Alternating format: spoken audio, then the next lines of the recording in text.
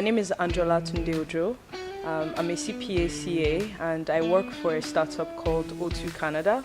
It's a company that's based in Canada, and we believe that life is big and we should all be able to breathe clean air. And so that's why we've designed a premium air pollution mask. And so this mask would be able to protect you from pollution particles, dust, allergens, lead, asbestos, and other PM 2.5 particles.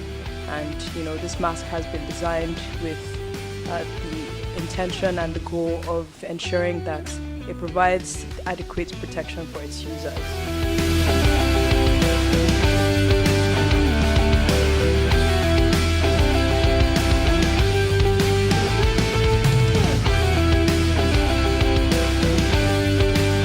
Had our sales team recently in India trying to develop a market there. And then recently in Nigeria, because I've been doing a lot of research and I've seen that there's intense pollution in this country here. The issue here is that there's a lack of awareness of the pollution. In countries like India and China, their governments are playing an active role in informing its public on the effects of air pollution, whereas here I've tried, I've come here recently and I've been trying to raise that awareness. So, in terms of our reach, we do have sales in over 16 countries, including China, India, Korea, US, and Canada. Recently, there have been a lot of forest fires, wildfires in California and in British Columbia and Canada, and so we've had a lot of sales from those countries. And so far so good. We've sold over 2,000 masks, and we're hoping to keep expanding. And this has been within the past year that we've launched.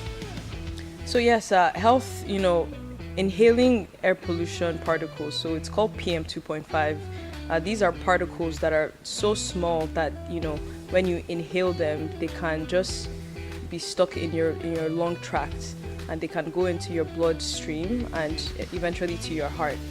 So there are quite a lot of health implications from inhaling PM 2.5. Some of them are, they lead to cardiovascular problems. So you would have, emphysema, heart problems, heartburn. Some other effects would be, lung cancer or lung problems. And inhaling this type of air especially affects the older generation, so the older people, children, and pregnant women. For pregnant women, it can lead to low birth weight. It can lead to preterm delivery, which can, potentially lead to neurological effects on that child that's being given birth to. So there are quite, a lot of problems. It can also affect your fertility rates. So for both men and for women, there have been studies that have been done online on, the effects of inhaling PM 2.5 during the early stages of your pregnancy, and it could potentially cause a miscarriage. And so really what we're trying to do here in Nigeria is also to raise awareness of the health implications or the health effects of inhaling the bad air that we're really exposed to on a daily basis. So this is the O2 curve right here. I can take it off.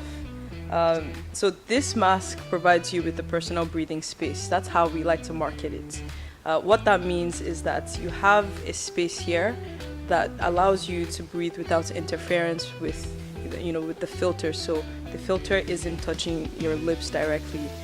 So we've built it to make sure that it's also effective. We have a silicone seal, a Japanese grade silicone seal that is made of very good material. So it's very durable, along with the interchangeable shell. So you can change this to different colors. So this is red, for example, and I have a blue shell with me. The comes usually in a white shell, and so you would basically, would place the replaceable filter here. So this is the filter that it would come with, and you would place it here. The filter is electrostatically charged. Basically, what that means is that it attracts dust and particles. It attracts it to the filter before entering your lungs, and then the mask also features two valves here, for exhalation. So if you're breathing in the air through the filter, it would leave through these two valves at the bottom of the mask. This, first of all, prevents any sort of condensation from building up in the mask, and it also prevents, if you're wearing glasses like I do, it prevents any air from leaving through the top because of the seal. So all the air leaves through the bottom of the mask, and it provides you with a more comfortable breathing experience. Another thing I would say differentiates us from our competitors is our mask, I think, is more economical in the long term, simply because instead of buying a new disposable mask each day or each time you want to use a mask, you can just buy this one time, and you can replace it with the filter.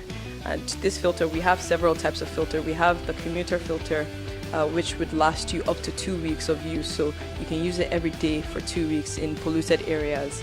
And then we also have the competitor filter.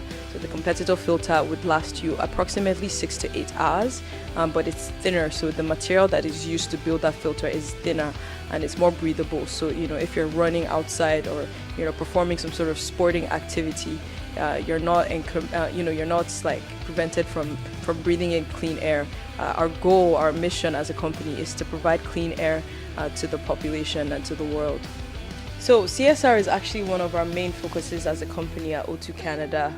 We believe that each person should be entitled to clean air, no matter where you're from and no matter where you are. And to achieve that goal, actually when we initially launched, we had 1,500 units, and within a couple weeks there was a wildfire in British Columbia, Canada. And so one of our co-founders, he hopped on a plane and he traveled to BC in the hopes of finding out what the sources of the pollution were, and in hopes of donating some masks to the people that were suffering from the effects.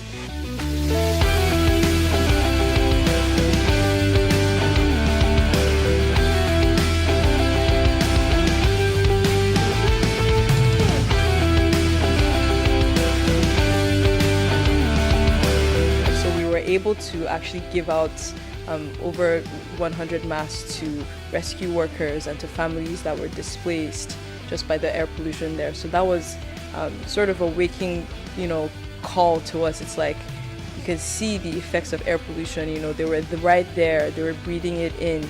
You could barely see anything in front of you, and this is some people's daily realities.